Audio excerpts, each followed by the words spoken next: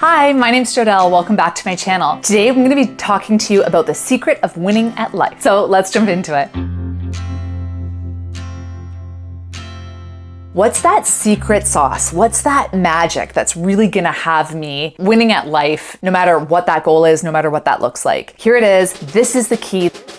This is it. You want to look for the lesson in everyone and everything. A smart person is the one who finds the lesson in all their surroundings. There's a saying out there that says, if you're the smartest person in the room, you're in the wrong room. And I would really like to challenge that idea of thinking, yes, you want to be challenged to level up your skill set, but in this sense, you're giving up your power. You're reliant on the other people in that room to level up your skill set. Where alternatively, if you're looking for the lesson no matter where you are, then it's in your control to take a lesson out of it. Maybe you're in a meeting and the content of the meeting is totally redundant. You know this stuff like the back of your hand, inside and out, no problem. Why am I even here? And funnily enough, I found myself in this very position. I took a moment and I just thought, well, I'm here. So what can I learn? What is happening around me that I can learn? What I realized was I could look at actually just the structure of the meeting.